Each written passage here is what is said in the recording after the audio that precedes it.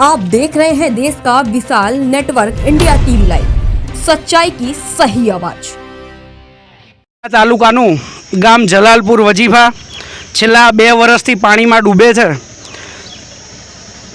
પ્રાણ સાહેબ તથા અમારા દ્વારકાના એમએલએ કિરીટસિંહ ડાભી સાહેબને ઘણી અમે રજૂઆત કરી, ગ્રામ પંચાયતે રજૂઆત કરી, ગામજનોએ રજૂઆત કરી।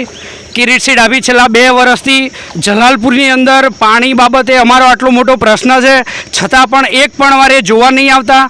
જ્યારે અમે તેમને ફોન કરીએ ત્યારે એવું કહે છે હું મારી રીતે કરી દઈશ, હું જલાલપુરના પ્રશ્નથી થાકી ગયો છું, એવા બધા અમને નિવેદનો આપે છે ફોનની અંદર। અમે પ્રાણ સાહેબને પણ રજૂઆત કરી, નગરપાલિકાના ચીફ ઓફિસર સાહેબને પણ રજૂઆત કરી, આજ કરશું કાલ કરશું। આગળ ગામ જલાલપુર ગામથી કલીકુંડ જવાના રસ્તે સોસાયટીઓ બની ગઈ છે, ગેરકાયદેસર પુરાણો કર્યા છે। બિલ્ડર લોબી અને સરકારના અધિકારીઓના મેણા પીપળાથી કંઈ કામ થતું નથી। છેલ્લા 2 વર્ષથી અમે ત્રાહિમામ પોકારી રહ્યા છીએ। ગામમાં પાણીની સમસ્યાના લીધે અમારા ધંધા રોજગારો પડી ભાગ્યા છે।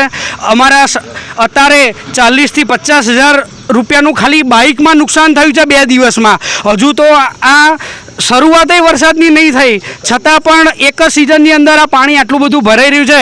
આપ તમે પાણી જોશો કે કેડ સમાનના પાણી ભરાઈ રહ્યા છે।